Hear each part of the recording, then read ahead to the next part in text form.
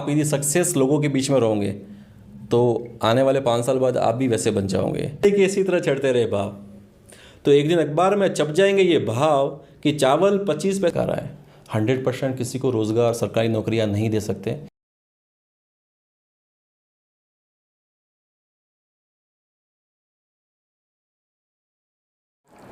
दोस्तों नमस्कार, lake city news में आपका स्वागत है। मैं हूं संजय कोकावत। दोस्तों, लेक सिटी न्यूज़ हमेशा जनहित के मुद्दे उठाता है और हर दिन आपको किसी ना किसी एक नए मोटिवेशनल स्पीकर हो या मैनेजमेंट गुरु हो या बिजनेसमैन हो, उनसे मुलाकात करवाता है। इसी कड़ी में आज हमारे साथ उदयपुर में रहने वाले वीएस राठौड़ साहब, जो कि अपने आप में एक बड़ा नाम है, बड़ा ब्रांड है और वो मैनेजमेंट गुरु के नाम से पहचाने जाते हैं। वह विदेशों में सेवा दे चुके हैं और उनकी सेवाओं के बाद कई युवाओं की ज़िंदगी में परिवर्तन आया है। तो वो आज हमारे साथ हैं और उनसे हम मुलाकात करेंगे। तो वीएस राठौड़ साहब का आज हमारे इस कार्यक्रम में खास तौर पर स्वागत है, जिनकी उदयपुर कर्मभूमि है और जन्मभूमि राजस्थान ही कहलाती है। वो आज हमारे साथ हैं। तो सबसे पहले हम उनका स्वागत करेंगे लेक सिटी न्यूज़ में। सर, आपका स्वागत है। बहुत बहुत आभार। सबसे पहले मैं लेक सिटी के तमाम जितने भी दर्शक देख रहे हैं, सुन रहे हैं, उनको मैं वंदे मातरम, जय हिंद। सर, आप कहीं ना कहीं युवाओं को एक उनकी नई प्रेरणा देते हैं, उनके जीवन में बदलाव लाते हैं। किस तरह से ये कर पाते हैं? और कर्मभूमि आपकी उदयपुर भी है, तो आपने यहाँ से कैसे शुरुआत की और कैसे आप मैनेजमेंट गुरु बने?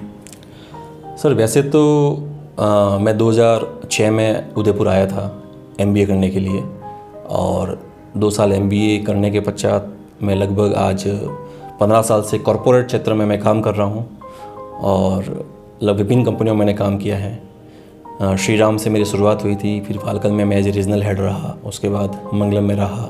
अभी भी कंटिन्यू मेरी कार्यसेवा शुरू है और न सिर्फ भारत में बल्कि इंटरनेशनल लेवल पे भी मैंने मेरा कार्य किया और सेवा आज भी मैं दे रहा हूँ। सर, उदयपुर हो या राजस्थान हो या भारत हो, लोग आपको मैनेजमेंट गुरु के नाम से जानते हैं। कैसे आपने ये मुकाम पाया है? सर, जहाँ तक मैं सोचता हूँ, मैं समझता हूँ, ये बचपन से मेरी हॉबी रही है स्टेज पे आना। मैं जब 5वीं क्लास में था, जालोर ज़िले में एक गांव है गूढ़ा बलुतान, वहाँ मेरी पढ़ाई हुई है पहली से लगाकर 9 तक। तो स्टेज का हमेशा मैं हीरो रहा हूँ और बचपन से ही मुझे शौक़ रहा है। मेरे पिताजी भी इंटरनेशनल लेवल के आर्टिस्ट हैं, चित्रकार हैं, तो वो भी एक कलाकार हैं और कल को जो आकार देता है वो कलाकार कहलाता है। मैं चित्रकार तो नहीं बन पाया लेकिन कलमकार तो बन पाया हूँ, जहाँ तक मैंने पहचान बनाई है। और जहाँ जहाँ मैंने सेवाएं दी कॉर्पोरेट क्षेत्र में, तो एक कुशल वक्ता, लोग बोलते हैं ऐसा कि मैं अच्छा वक्ता हूँ, तो हमेशा मुझे उन्होंने अप्रोच किया तो मैं बोलता हूँ। तो मेरा अधिकतर जो स्पीच होती हैं वो युवाओं को लेके होती हैं, मोटिवेशनल के रूप में मुझे जाना जाता है। तो ऐसे ही मेरा कार्य शुरू हुआ और मैं अक्सर कहता हूँ कि आपको बहते हुए पानी रहना है, यदि पानी रुक जाता है तो वो सड़ जाता है। तो उसे मैं एक शेर कहता हूँ कि ज़िंदगी का रास्ता काटना तो था मगर जाग उठे तो चल दिए और थक गए तो सो लिए। तो मैं युवाओं को इतना ही कहना चाहता हूँ कि आप रुकिए मत, आप ठहरिए मत, आप स्थिर न बने, आप महत्वाकांक्षी बने। यदि जीवन में आपको आगे बढ़ना है तो आप महत्वाकांक्षी बने। संघर्ष पथ पर बढ़े चलो, जीत किया और हार किया, दे दो चुनौती सिंधु को तो फिर धार किया और मझधार किया। सर, देखा जाए तो जितने भी युवा हैं वो रोज़गार को लेकर के लालित रहते हैं कि रोज़गार उन्हें मिल जाए, सरकारी नौकरी तैयारी करते हैं लेकिन नहीं मिल पाती है और वो कहीं ना कहीं डिप्रेशन में आ जाते हैं। तो क्या कुछ वो ऐसा करे डिप्रेशन में ना आए? मैं लेक सिटी न्यूज़ के माध्यम से जितने भी युवा इस इंटरव्यू को देख रहे हैं तो मैं इतना ही कहना चाहूँगा कि देखो, आज भारत सरकार, चाहे मोदी सरकार हो, चाहे उसके बाद भी कोई भी सरकार आए, 100% किसी को रोज़गार सरकारी नौकरियां नहीं दे सकते। और मेरे हिसाब से रोज़गार का मतलब सरकारी नौकरी नहीं है।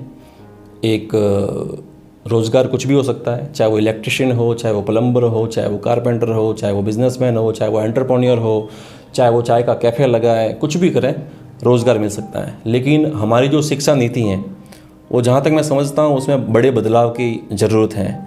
आज भी ग्रेजुएशन लेवल तक लोगों को पता नहीं होता है कि हमको क्या करना है।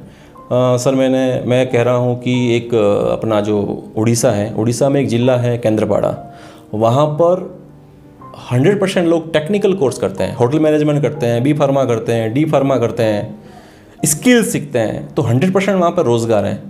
लेकिन और राजस्थान में ऐसा नहीं है। आज भी यहाँ पर जो भीड़ है, यदि कहीं वैकेंसी निकलती है तो लगभग मैं देख रहा हूँ कि 20 से 25 लाख वहाँ फॉर्म आते हैं। तो गवर्नमेंट भी हर किसी को रोज़गार दे नहीं सकती। वहाँ से मुश्किल से 5,000, 10,000, 20,000 लोगों को रोज़गार मिल सकता है। तो मैं हमेशा फोकस करता हूँ कि आप एंटरप्रेन्योर बने। हर आदमी में कुछ ना कुछ विशेषता है, कुछ ना कुछ टैलेंट है, कुछ ना कुछ क्वालिटी है। उस क्वालिटी को निखारना है और सिर्फ आप ही समझ सकते हो कि आपके अंदर क्या टैलेंट है। आप अच्छे गा सकते हो, उसको आप उस टैलेंट को बढ़ाइए। आप अच्छा बोल सकते हो, आप उसको बढ़ाइए। आप कुछ बेच सकते हो, आप उसको बढ़ाइए। तो हमेशा उस पर फोकस कीजिए। मैनेजमेंट गुरु का गुरु कौन है? सर, जहाँ तक मैं समझता हूँ, मैंने अच्छे अच्छे लोगों को पढ़ा है, समझा है। और मैं ऐसा तो पर्टिकुलर ऐसा कोई गुरु नहीं है। सबसे बड़ा गुरु है जो मेरे बचपन के जो शिक्षक हैं, जिन्होंने मुझे अ से अनार सिखाया, वो श्रीमान श्री बाबूलाल जी बोरा साहब हैं। वो सतीश जी दादी जी हैं, मेरे नैनमल जी हैं, गुरु जी वो हैं। तो मैं उनको ही गुरु मानता हूँ। ये मेरे सबसे बड़े गुरु हैं। और मेरे पिताजी चित्रकार RS राठौड़ साहब, जिन्होंने मुझे हर पल मुझे सहयोग किया, मुझे उन्होंने मोटिवेट किया। वो आज भी मुझे मोटिवेट करते हैं आगे बढ़ने के लिए। सर, युवा जो है वो कहीं ना कहीं नशे की गिरफ्त में हैं और नशे की लत से उन्हें जो रोज़गार है या दूसरी चीज़ें हैं वो नहीं कर पाते हैं। जो एम है वहाँ तक नहीं पहुँच पाते। वो जो नशा है उनको कहीं ना कहीं रोक लेता है। तो उन लोगों को क्या कुछ मैसेज देना चाहिए? मैं उनको ये संदेश देना चाहता हूँ कि आप अपने माता पिता की होप हैं, आप देश का भविष्य हैं। तो अपने भविष्य को बिगाड़े नहीं। ईश्वर ने एक बहुत शानदार कलाकृति बनाई है, वो है इंसान। और ये इंसान रूपी जीवन है, ये बार बार नहीं मिलता है। तो आप बचपन से ड्रीम बनाएं कि मुझे एक सक्सेस आदमी बनना है। मैं हमेशा कहता हूँ कि आप यदि सक्सेस लोगों के बीच में रहोगे तो आने वाले 5 साल बाद आप भी वैसे बन जाओगे। आज आप किन लोगों के बीच में बैठते हो, किन लोगों के बीच में आप बात करते हो, किन लोगों के बीच में आपका जीवन का समय निकलता है, आने वाले 5 साल बाद भी आप भी वैसे बन जाओगे। तो जीवन में ड्रीम रखो। छोटा सपना बड़ा अपराध, सपना हमेशा बड़ा देखो। और ड्रीम भी होना चाहिए आपका, पेनफुल ड्रीम होना चाहिए।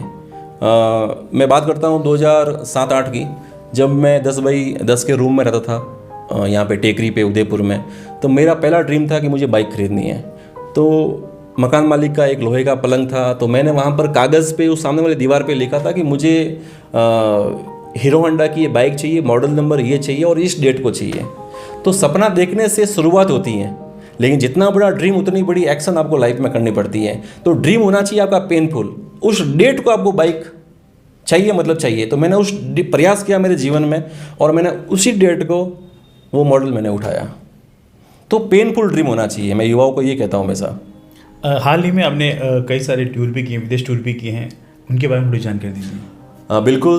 वैसे मैं हर साल कहीं न कहीं जाता हूँ। इस साल भी मैं दुबई जाके आया हूँ, वियतनाम जाके आया हूँ। अब तक लगभग 9 देशों की मेरी यात्रा हो चुकी हैं। मैं कुवैत जाके आया हूँ, यमन जाके आया हूँ। तो जहाँ तक विदेशों की बात है तो मेरे परिचित हैं देश भर में, विदेश भर में। तो जो मुझे जानते हैं या मैं जिस कंपनी में काम करता हूँ तो वहाँ से भी मुझे इनविटेशन मिलता है। जो सिलेक्टेड लोग होते हैं इंडिया से, उनको वहाँ इन्वाइट किया जाता है और कहीं न कहीं ईश्वर की दया से स्टेज पे आ ही जाते हैं वहाँ पर भी। तो सर, क्या ये मान सकते हैं स्वामी का विवेकानंद भी कहीं बाहर जाते थे और वो अपना स्पीच देते थे और लोगों के जीवन में बदलाव लाते थे?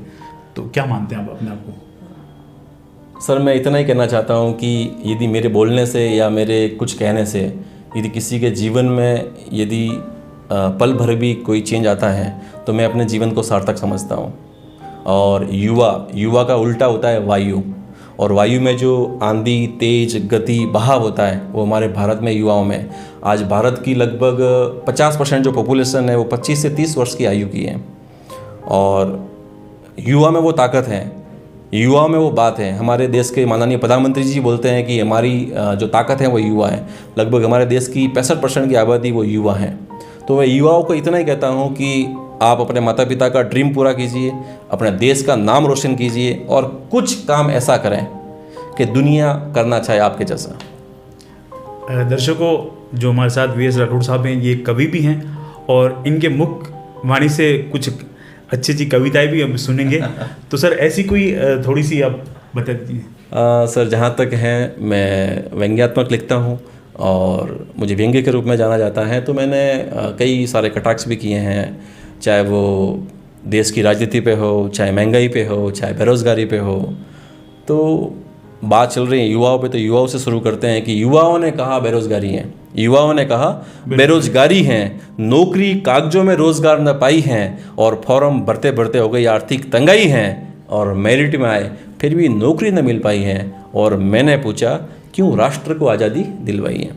तो मैं इतना ही कहना चाहता हूँ कि आप नौकरी के भरोसे नहीं रहे, आप एंटरप्रेन्योर बने, आप बिजनेसमैन बनिए। नौकरी से हो सकता है आप अपने परिवार का रोजगार, अपने परिवार का निर्वहन कर सकते हैं, लेकिन यदि आप एंटरप्रेन्योर बने तो हो सकता है आप 100 लोगों के परिवारों का निर्वहन कर सकते हैं। तो कुछ बड़ा करिए। और मैं तो कह रहा हूँ आप ऐसा मत सोचिए कि ठेले वाला है या ये वो है, वो आपसे और हमारे ज़्यादा कमाता है, तो उसकी भी इज्जत करना सीखिए। सर आप कवि तो ही हैं और व्यंग्य भी करते हैं, किस प्रकार का आपका व्यंग्य तैयार हुआ है? सर महंगाई पे तो मैं इतना ही कहना चाहता हूँ कि महंगाई के इसी तरह चढ़ते रहे भाव, तो एक दिन अखबार में छप जाएंगे ये भाव कि चावल 25 पैसे जोड़ी, और गेहूं 2 रुपये कोड़ी, और दूध 5 रुपये में बूंद, और घी 10 रुपये में सूंघ। और क्या वित्त मंत्री ने ये बात कही कि अमेरिका से भारत में आएगा दही, और 10 रुपये में 3 आम कच्चे, और 100 रुपये में 2 बच्चे। वाह वाह वाह, बहुत ही शानदार इन्होंने व्यंग किया है महंगाई पे। सर उदयपुर के बारे में क्या कुछ कहना चाहेंगे? उदयपुर में आप रहते हैं, कर्मभूमि आपकी, इतने सालों से आप यहाँ निवास कर रहे हैं। सर उदयपुर में रहना ही अपने आप में एक सौभाग्य है, और दुनिया की खूबसूरत शहर है ये। और मैं लगभग इंटरनेशनल लेवल पे भी घुमा हूँ, लेकिन उदयपुर से बेहतर सिटी मैंने आज तक नहीं देखी है। और वीर भूमि महाराणा प्रताप की भूमि है, मैं उनको नमन करता हूँ।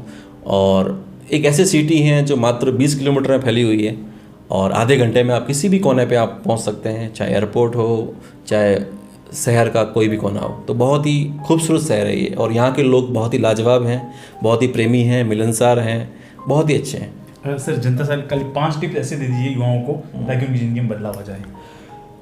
मैं युवाओं को इतना ही कहना चाहता हूँ कि एक तो जीवन में आप कॉन्फिडेंस रखिए, आत्मविश्वास, डेडिकेशन रखिए। उसके अलावा अपनी जो स्किल है उसको आप अपडेट कीजिए रोज़, क्योंकि दुनिया का हर व्यक्ति अपने से बेहतर आदमी के साथ जुड़ना पसंद करता है, अपने से पावरफुल व्यक्ति के साथ जुड़ना पसंद करता है। मैं कई बार देखता हूँ कि हिंदुस्तान की लगभग ऐसा नहीं है कि आपके पास कोई डिग्री होनी ज़रूरी है या आपके पास कोई ज़्यादा क्वालिफाइड होना ज़रूरी है। जो इंडिया को चला रहे हैं उनके पास, मैं ये नहीं कह रहा हूँ कि डिग्री है या नहीं है। जितने बड़े बड़े जो एंटरप्रेन्योर हुए हैं, बिल गेट्स अक्सर कहते हैं कि मैं 10वीं में फेल हुआ था और मेरे क्लास में जितने भी टॉपर आए आज वो मेरी कंपनी के एम्प्लॉई हैं। तो मैं युवाओं को इतना ही कहता हूँ कि स्किल बढ़ाइए, अपना टैलेंट बढ़ाइए। हर साल आप में कुछ ना कुछ अपडेट रहना चाहिए। यदि आप BMW, ऑडी, जगुआर से उतरेंगे तो दुनिया कोई भी आपको आपकी जाति, आपका डिग्री कोई नहीं पूछेगा, क्योंकि इस दुनिया में सक्सेस को सैल्यूट है, आपके पद को सैल्यूट है, आपकी सक्सेस को सैल्यूट है। आखिरी कोई मैसेज? आखिरी मैसेज मैं इतना ही देना चाहता हूँ कि आप स्वस्थ रहें, मस्त रहें, व्यस्त रहें, और लेक सिटी के जितने भी तमाम दर्शक हैं एक बार उनको पुनः मेरा बहुत बहुत साधुवाद। चैनल पे बात करने के लिए धन्यवाद। थैंक यू, बहुत बहुत शुक्रिया। दोस्तों ये थे मैनेजमेंट गुरु वी.एस. राठौड़ साहब, जो आज हमारे साथ युवाओं में किस तरह से बदलाव आए, युवा डिप्रेशन में ना जाए और किस तरह से वो अपने करियर को चुन पाए और ऊंचाइयों तक पहुंच पाए, इन्होंने जानकारी दी। और ऐसी ही बेहतरीन जानकारियों के लिए आप हमारे साथ बने रहिए और देखते रहिए लेक सिटी न्यूज़ राजस्थान।